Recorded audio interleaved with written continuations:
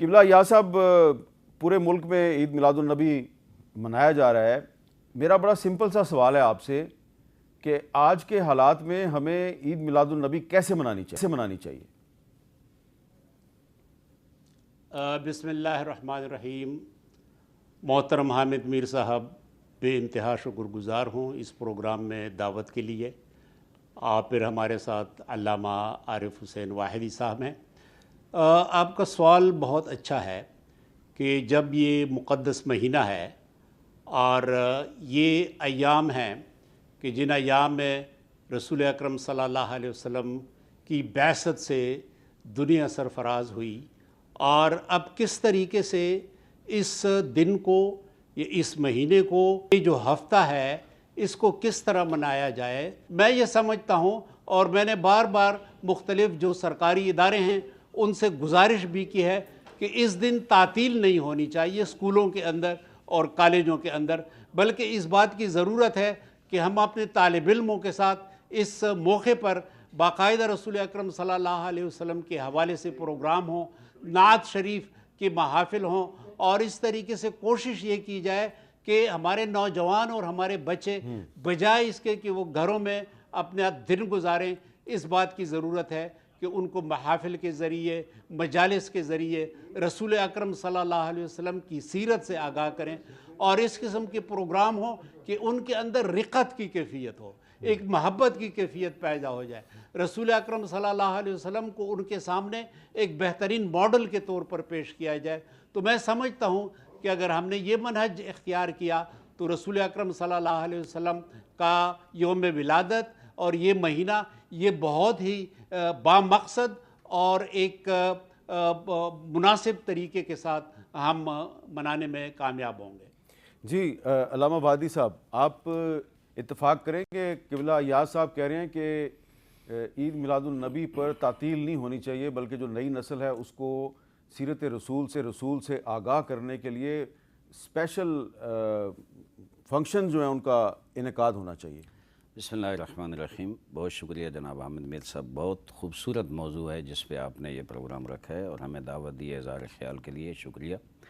میں سمجھتا ہوں حضور اکرم صلی اللہ علیہ وآلہ وسلم کی دنیا میں تشریف آوری، جو اس وقت حالات تھے اور جو تاریکیاں اور ظلمتیں چھائی ہوئی تھیں، حضور کا آنا میں سمجھتا ہوں دنیا انسانیت کے لیے، بشریت کے لیے ایک بہت بڑی خوشخبری تھی، اور ہم نے ان کو رول ماڈل کے طور پہ لے کے جانا ہے. جیسے ہمارے انتہائی محترم ڈاکٹر قبلہ یاز صاحب نے فرمایا ہے، یہ چھٹی کرنا یعنی ہم سیر و سیاحت کے لیے نکل جائیں گے، کہیں جائیں گے. بعض ایسے ایام ہیں سال میں جو چھٹی ہوتی ہے لیکن نہیں ہونی چاہیے. اس پہ اچھے سیمینار، اچھی ڈسکشنز، جوانوں کی تربیت، جوانوں تک پیغام پہنچے کہ حضور کا پیغام کیا ہے، حضور کے آفاقی تعلیمات کیا ہیں، حضور اکرم صلی اللہ علیہ وآلہ وسلم کون سا پیغام لے کے آئے تھے انسانیت کے لیے. دیکھیں اللہ ارشاد فرماتا ہے، لقد من اللہ علی المؤمنین اذ بعث فیہم رسولا منہم یتلو علیہم آیاتی ویزکیہم ویعلمہم الکتاب والحکمہ. اللہ فرما رہا ہے میں نے ان مومنین پر احسان کیا ہے، منت رکھی ہے کہ یہ لوگ جو ہے وہ ان میں نے حضور کو بھیجا ہے تاکہ وہ قرآن کی تلاوت اور ان کا تزکیہ نفس کریں. تزکیہ نفس کا دائرہ بہت وسیع ہے. یہ نہیں ہے کہ صرف میں مسلم بیٹھ کے عبادت کروں اور تقوی الہی حاصل کروں انفرادی، نہیں. وہ تقوی، وہ تزکیہ جو معاشرے میں کرنا ہے، جو معاشرے کے لوگ کا کرنا ہے، جو جوانوں کا کرنا ہے. میں سمجھتا ہوں ایسے خوبصورت دن میں ہر جگہ اسکولوں میں خصوصاً ہم نے اگر نوجوان نسل کو حضور کی سیرت طیبہ پڑھانی ہے، وہ ہستی جو انک لعلی خلق عظیم کے مالک ہیں، اور ان کا کردار، ان کی سیرت، ان کی تعلیمات، ان کا آفاقی پیغام دنیا تک کیسے پہنچے گا. میں سمجھتا ہوں سب سے پہلے حق ہے نوجوانوں کا، جوانوں کا، تعلیمی اداروں میں وہاں پروگرام رکھے جائیں. اور سنجیدہ اب ہوتا ہی ہے، میں معذرت سے عرض کروں گا، ہوتا ہی ہے کہ پروگرام بعض لوگ رکھتے ہیں، ایک دن پہلے ایک دن بعد رکھ لیں گے، ایک رسمی کارروائی ہے جناب تاکہ میڈیا پہ آ جائے کہ ہم نے پروگرام نہیں. میں سمجھتا ہوں جو بنیادی مغز ہے حضور کے پیغام کا، جو وہ چاہتے ہیں معاشرے میں تبدیلی، اگر اس طرح رکھے جائیں اور وہ پیغام حقیقی حضور اکرم کا دیا جائے، میں سمجھتا ہوں بہت بڑا تغیر، بہت بڑا انقلاب اور بہت بڑی تحریک پیدا ہو سکتی ہے حضور کی سیرت طیبہ کو دنیا میں پھیلانے اور معاشرے میں اس کو نافذ کرنے کے لیے. اچھا قبلہ یاز صاحب، اب یہ بتائیں کہ چلیں چھٹی کر دی گئی عید میلاد النبی والے دن، سیرت کانفرنس تو ہوتی ہے، اس میں بہت سے حکمران جو ہیں وہ تقاریر بھی کرتے ہیں. اگر ہم سیرت رسول حضرت محمد صلی اللہ علیہ وآلہ وسلم کو سامنے رکھیں تو ایک جو مسلمان حکمران ہے اس میں کیا اوصاف ہونے چاہیے؟ دیکھیں جناب حامد میر صاحب، جو مسلمان حکمران ہیں ان کے اندر کیا صفات ہونی چاہیے، تو ہمارے لیے تو رسول اکرم صلی اللہ علیہ وسلم ماڈل ہیں، ایک نمونہ ہیں. تو اب ٹھیک ہے کہ کوئی اس لیول پر یا اس معیار پر تو نہیں آ سکتا، لیکن ہماری کوشش ہونی چاہیے کہ جو رسول اکرم صلی اللہ علیہ وسلم کا قائم کردہ منہج ہے اس منہج کی کم از کم نقل تو کریں، اس کے حصول کی کوشش تو کریں.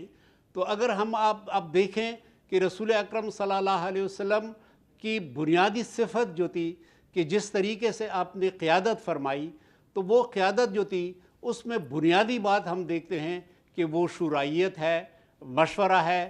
اور یہ ایک بہت بڑا انقلاب تھا.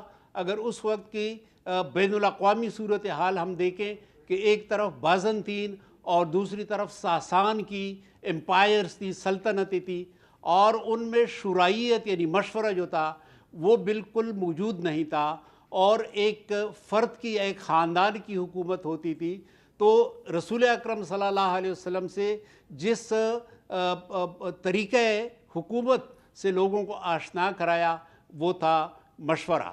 اس مشورے میں آپ دیکھیں کہ معمول کے مشورے تو ہر نماز کے بعد ہوا کرتے تھے، لیکن اگر کوئی بہت بڑی بات ہو امن کے حوالے سے، جنگ کے حوالے سے، تو اس میں عمومی طور پہ مدینہ کے تمام مسلمانوں کو بلایا جاتا تھا. اچھا، یہاں پہ ایک سوال ہے، اس کی مثال ہے ہمیں بدر کے موقع پر. ایک ضمنی سوال ہے، جو آپ مشورے کی بات کر رہے ہیں، تو کیا ہم یہ سمجھیں کہ اسلام میں جمہوریت کی گنجائش موجود ہے، انسانی حقوق کے تحفظ کی، اظہار رائے کی آزادی کی، سب کی گنجائش موجود ہے؟ دیکھیں، جو جمہوریت ہے تو جمہوریت کے کچھ حوالے تو میرے خیال میں یقیناً شورائیت کا انعکاس کرتے ہیں. اگر ان کو بامقصد بنا لیں اور جو مشورہ آتا ہے اس کو قبول بھی کریں، جس طرح غزوہ احد کے موقع پر رسول اکرم صلی اللہ علیہ وسلم نے مشاورت فرمائی، تو اس میں مشورہ یہ آیا کہ باہر جا کے مقابلہ کریں، اور رسول اکرم صلی اللہ علیہ وسلم کا اپنا میلان یہ تھا کہ مدینہ کے اندر ہم مزاحم ہوں، لیکن آپ نے مشورے کے مطابق عمل فرمایا اور آپ پھر باہر میدان میں آئے. تو مشورہ اگر جمہوری نظام میں بامقصد ہو تو میں سمجھتا ہوں کہ یہ شورائیت اور جمہوریت کے درمیان وہ نقطہ ہے کہ جس میں دونوں کے درمیان اشتراک ہے. اچھا علامہ وادی صاحب، یہ جو مشورہ ہے، ہمارے تو پیچھے پارلیمنٹ ہے، تو اس کا جو اجلاس ہوتا ہے تو اس میں اس کا مقصد تو یہی ہوتا ہے کہ بحث مباحثے کے بعد اتفاق رائے سے کوئی قانون سازی ہو. اور ہماری پارلیمنٹ کی جو پیشانی ہے اس پہ کلمہ طیبہ بھی لکھا ہوا ہے، لا الہ الا اللہ محمد رسول اللہ. تو کیا جو اسلام کے تقاضے ہیں سیرت رسول صلی اللہ علیہ وآلہ وسلم کی روشنی میں ہماری پارلیمنٹ میں ویسے ہی کام چل رہے ہیں؟ میں سمجھتا ہوں پارلیمنٹ کا جو فلسفہ وجودی ہے وہ ہے ہی یہی. دیکھیں، پارلیمنٹ کا اگر حیات ترکیبی کو دیکھا جائے، پورے ملک کے عوام کی نمائندگی پارلیمنٹ میں موجود ہے. قرآن جو کہتا ہے شاورہم فی الامر، اور حضور اکرم صلی اللہ علیہ وسلم نے جو جیسے جنگ احد کے بارے میں کہا، جنگ خندق کے بارے میں حضور نے تمام اپنے ساتھیوں سے مشورہ کیا اور سب نے مشورہ دیا کہ ارد گرد خندق کھو دیجیے. ہر جگہ تاریخ زندگی حضور اکرم دیکھی جائے، ہر جگہ مشاورت ہے. نظام حکومت بھی چلایا. میں عرض کروں گا آگے وہ دارالخلافہ کون تھا، فوج کا مرکز کیا تھا، سپریم کورٹ کون سا تھا، سارا پارلیمنٹ کیا تھی جناب. یہاں جو پارلیمنٹ ہے اس کا بنیادی مقصد یہ ہے کہ عوام کے ساتھ مشورہ کیا جائے. میں یہ سمجھتا ہوں کہ ہدف تو یہی تھا، مقصد تو یہی تھا. آئین پاکستان جو حقوق دیتا ہے عوام کو، ان کا حق بھی ہے کہ پارلیمنٹ پارلیمنٹ میں اپنا مشورہ بھیجیں، اپنے نمائندوں کے ذریعے حکومتوں تک یہ پیغام پہنچائیں اور مشورہ دیں. لیکن افسوس یہ ہے کہ اس وقت آج جو جنگی صورتحال ہوتی ہے اسمبلیوں میں، آگے جو ہر کوئی چاہتا ہے کہ میرا پلہ بھاری ہو، دوسروں کے ٹانگیں کھینچنا، ٹانگیں توڑنا، میں سمجھتا ہوں قطعاً یہ اس ملک کو زیب نہیں دیتا آج جس کا وجود اور جس کی بقائی لا الہ الا اللہ محمد رسول اللہ کے صدقے ہے، اور جن کا ترہ امتیاز یہ ہے کہ جس کے عوام عاشق رسول ہیں، جس کے عوام سب سے بڑا کائنات کا رول ماڈل ہی حضور اکرم کو سمجھتے ہیں. ان سے بڑا کوئی رول ماڈل نہیں ہے. اور لوگ یہ سمجھتے ہیں، عوام یہ سمجھتے ہیں ہم نے یہ جو ملک بنایا تھا، اور قائد اعظم نے بھی یہی کہا تھا کہ ہم نے جو نظام اسلامی کا تجربہ کرنا ہے اس ملک میں. نظام اسلامی سے مراد کوئی وہ نہیں تھا، مقصد ہے کہ عوامی سطح تک جو حضور کی سیرت طیبہ تھی اس کو پہنچانا ہے. وہ اسمبلی کے ذریعے بنیادی طور پر